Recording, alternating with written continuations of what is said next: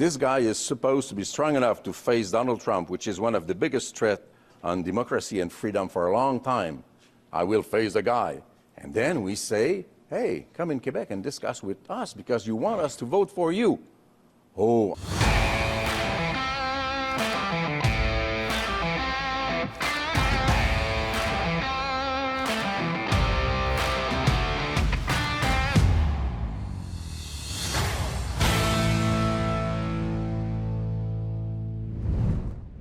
Carney refuses to participate in a French debate in Quebec. He gets blasted by the opposition parties, and the Conservatives outmaneuver the Liberal attempts to steal their platform. Ladies and gentlemen, this was just day one of the electoral period. Let's take a look. Ladies and gentlemen, Pierre Poilievre launches a press release stating that he pledges to cut personal income taxes for everybody.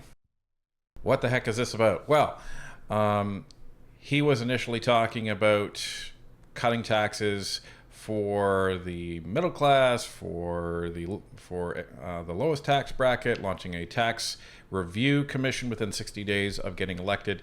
Well, Mark Carney came out and said, hey, that's a good idea. So Mark Carney decided to state that he was going to cut taxes by 1 percentage point for a family of 2.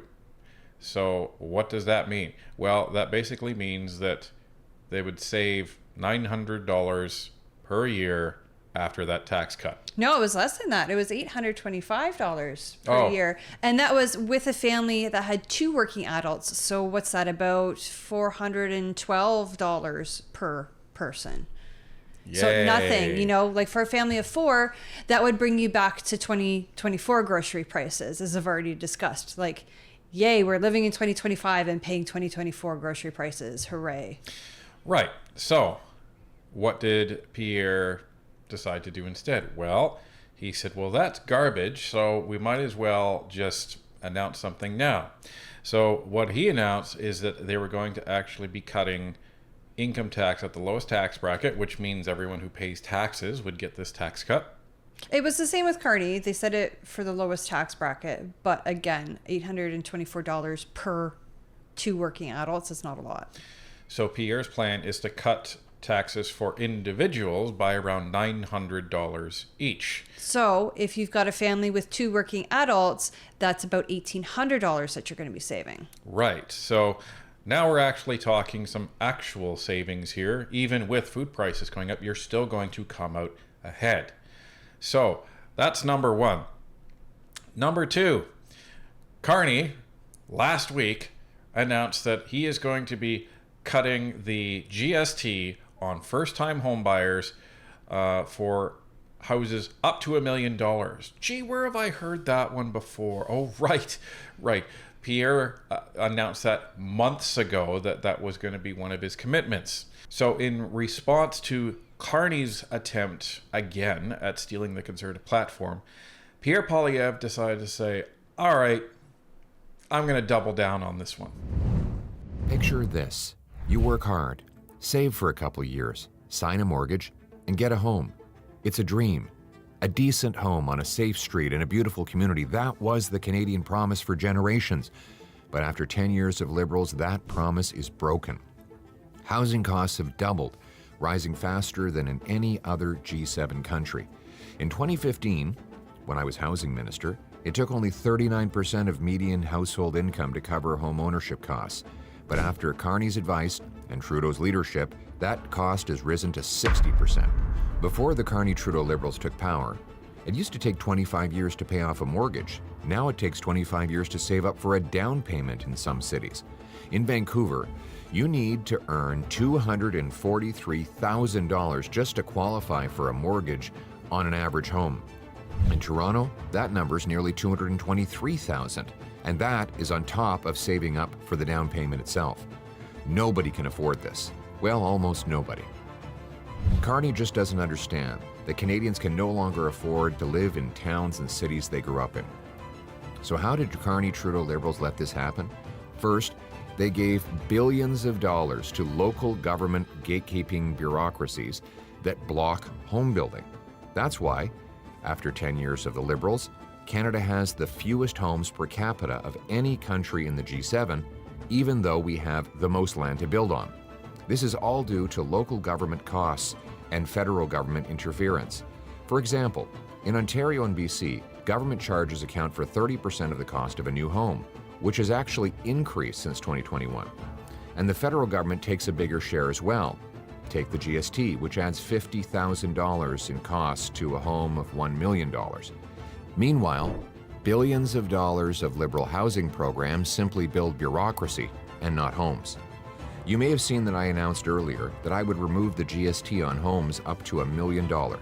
But after Trudeau and Carney pushed the benchmark price in Vancouver up to $1.2 million and in Toronto up to $1.089 million, there are now many places where $1 million does not get you an average home anymore. It's almost hard to believe. $1 million used to be a castle. Today, it's not enough to get an average home in Canada's biggest cities. That's why I'm announcing that I will take the GST off of homes up to $1.3 million to make sure middle-class people who happen to live in ultra-expensive cities can get the savings as well. This will save home buyers up to $65,000 on the purchase of an average home in a big city, and it is equal to savings of up to $3,000 in annual mortgage payments. I will fund this home buyer's tax cut by eliminating $8 billion of Liberal bureaucratic housing programs that have actually made homes more expensive. The tax cut will spark 36,000 extra homes built each year, generating more income for construction workers and businesses, and bringing $2.52 billion of revenue back to the government in income taxes paid by those entrepreneurs and trades workers. We will also incentivize municipalities to free up land, speed up permits, and cut development charges to build 15% more per year. Under my plan, a young couple in Surrey, a single mom in Oshawa, a tradesman in Regina will all be able to get on the housing ladder just like their parents did. No more punishing the dream of homeownership. We'll build more, tax less, and get government out of the way. Most of all, we're going to bring home the promise of Canada, where hard work gets you a great life in a beautiful house on a safe street, protected by brave troops under a proud flag. Canada first, for a change. Let's bring it home. I love it. I love that this is the way that the Conservatives are responding to Mark Carney stealing their platform, because other parties, they may say, well, Mark Carney is copying us. He's stealing our platform. Yeah, and the Conservatives are just like, fine, you want to play that game? We'll undercut you even more. And why can they do that? Because Carney doesn't intend on lowering any spending for any of the other programs. Well, and it's not even programs, like, honestly, we don't know what the Conservatives are going to keep or cut, but we know one thing for sure is that they're going to cut the bureaucracy and they're going to cut the corruption. I mean, look at in 2021, before the last election, the Liberals had given the We Charity, over $1 billion? And where did that go? We don't know. There was this scandal and then there was an election and then it was gone. Like, what happened there? Where is the justice for Canadians? What happened to our tax dollars? Well, the thing with the We Charity is that it was basically a fund that they were supposed to manage, kind of like the SDTC, right, where they gave them money and they were supposed to, manage that. But, the thing is they had been paying the Trudeau family tens of thousands of dollars in speaking fees and all of this stuff, and covering their expenses, like over, I think, $100,000 for Sophie, something like that. And this is where the Conservatives were really calling them out. But this is the problem. You also had McKinsey, trying to get in there and doing the same thing. And Trudeau essentially picked McKinsey to come in and consult for them to the tune of something like $100 million.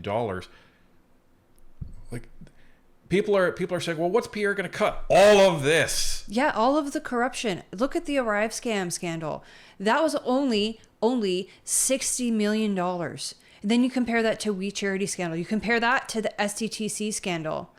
Like, there's so many scandals under this Liberal government, and that's money, tax money, that didn't need to be spent, that could be put towards something better. Well, and remember, Trudeau increased the size of the public service by 40% and then increased the consultant spending to $20 billion per year. That's insane. Doesn't Why make do a you lot of need sense. all that consulting if you have all these new public servants? So I love that this is the direction that Carney that Pierre is taking. He's essentially saying, "Fine, you want to try and steal that? I'm gonna do you one better, because I don't think you're gonna go there." Just like Carney said, "Well, you know, I'm gonna eliminate the carbon tax." Well, you paused the carbon tax, and then Pierre said, "Fine. You want to do that? I'm going to take the carbon tax off of the industrial side as well." It's literally going off of everything. And the great thing is this is in line with what Pierre has been touting in his messaging. So it's not like he is all of a sudden panic pivoting. He is just committing to what he said, in that this is all about affordability. So everything that Pierre is doing is literally putting more money in our pockets. And that's a great message to send right now, because it also dovetails into this tariff stuff that the Liberals are trying to push down our throats. So in other news, Mark Carney seems to be, well, let's just say he's afraid. What is he afraid of? Well, there's this debate that has started back in 2015, ironically, when Trudeau was running to be prime minister, and it occurred in 2019 and 2021, and it was supposed to happen in 2025. What debate is this? This is a debate in Quebec that's hosted by TVA called Face to Face, and it is a French-only debate, but the focus is mainly for people in Quebec, and it was highly viewed because people wanted to actually see, what are you going to be doing for us in Quebec as prime minister? Well, the catch was TVA asked for $75,000 from each of the parties in order to cover the operational costs of the actual production. So the NDP said yes, the Conservatives said yes, the Bloc said yes. Initially, Carney said yes, and then later in the day, he said no. Well, you know, I should rephrase that. He said, "Why not?" So later in the day, the Liberals ended up saying no. Well, Mark Carney was asked about why they said no today, and well, I said that. Why not? If we have a debate with all the leaders of the parties. I now realize that the leader of the Greens were not invited. There are two leaders of the Green Party, as you know. As well, we have the debates, which I look forward to, overseen by the Electoral Commission in French and in English. The 16th and 17th are the dates. I look forward to those debates, and I'll add that I have spent during my leadership campaign. I spent more time in Quebec than any other province. I'm going there in 2 days. I have engaged on. So his excuse for not going is because the leader of the Greens wasn't invited. The leaders of the Greens. Well, one of the leaders. Oh, well. So, because they're co-leaders now. So, because Elizabeth May's probably going to lose her seat. So, but the other guy, like, there's no chance of him winning his seat either. So, like, this is just a ridiculous excuse. That party's such a mess. Maybe they're, I don't know. I don't know what they're doing. It's very bizarre. I have never in our country's history heard of co-leaders. If you guys know of any point in our country's history where a party has had co-leaders, please let me know, because I'd be curious to learn about it. But it's just so bizarre.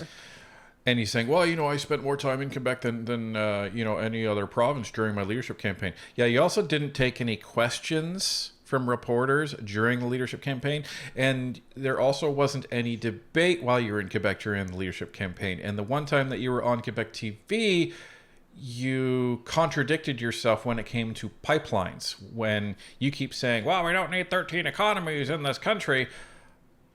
Okay, so you want two, one for Quebec and one for everybody else, because you told Quebec that they would get a veto, but nobody else would. So it's this pandering, and I think he's legit afraid of being on Quebec television and making a complete fool of himself in French, because he can't speak it with any type of, call it, Grace? skill that any of the other leaders can, because the other leaders can think and speak in French. He cannot. So, but Yves Blanchette was not going to let him off the hook on this one. Do you think he's doing this because he's afraid about his French being compared to yours? So far, I don't know what he's not afraid of. This guy is supposed to be strong enough to face Donald Trump, which is one of the biggest threats on democracy and freedom for a long time. I will face the guy. And then we say, hey, come in Quebec and discuss with us because you want us to vote for you. Oh, I won't go. And I have the perfect pretext. I say, us, the Liberal Party of Canada, we do not have $75,000. We're so poor. Yeah, I do believe that. So I'm saying to him, hey, let's come and face the music. Officially, he said that he's not going to participate. He hasn't talked about the money being an issue. The Liberal Party has said that they don't want to pay the $75,000. It's not in the official statement, but can I ask you, are you worried that this robs you of an important platform for yourself in an election campaign? That's the intention of Mr. Carney. I want to rob the Bloc Québécois, which I have refused to acknowledge so far, of a very important stage on which they could force me to reveal something of a program about which I have said nothing so far. This is not the behavior of somebody which has been well equipped with courage. Say what you want about Yves Blanchette. I disagree with his platform. I disagree with what he represents, but he is a very good politician. Well, and if you want to take the stance that the enemy of my enemy is my friend, I think that having this particular debate in Quebec would benefit the Bloc, obviously, may or may not benefit the Conservatives and the NDP, but I think it would be detrimental to the Liberals, and the Bloc could take seats away from them in Quebec, which would be a good thing for the Conservatives. Well, and this is the thing, right? You have Quebec, like the saying is if the Liberals don't do well in Quebec, they lose the election. If the Conservatives don't do well in the GTA, they lose the election. So if this is the Liberals' position, if this is legit the Liberals' position that we're not going to go on this Quebec debate, which has been in place for the last 3 elections, Yeah. You're basically thumbing your nose up at everybody in Quebec. Like, seriously, that's what this is. And so they would have had to take this calculation. Is this going to hurt us not going there, or is it going to hurt us more to go there? So what does that say about the fact that their calculation ended up by saying, yeah, it's going to hurt, but it's probably going to hurt us more there if we put Carney on camera over there. Right. So this is a great attack by Yves Blanchette. Jagmeet Singh and Pierre Poilievre jumped on this as well. So he tweeted this out the other day, and it was funny because when we heard about this, I'd said to Tanya in the car, "Oh, this is a great opening because they're going to say if he doesn't have the courage to debate the other leaders, how is he going to be able to stand up to Donald Trump?" And lo and behold, Pierre says, the Liberals want to be reelected for a 4th term, but their leader is too afraid to debate me in French. If Mark Carney is too fragile to debate other leaders, how can he stand up to Donald Trump? Let's put Canada first for a change. And this is going to be the problem that they're going to have. But it's going to be very interesting to see how this whole French issue plays out. Now, Well, they still have the actual French leaders debate. Correct. And the English leaders debate, which I think the dates were the 16th and 17th of April, if I'm not mistaken. That's right. So there is a French debate. This was just an additional one specifically for Quebec. Right. So there are people out there that are trying to put out this rumor that Carney has pulled out of the French debate.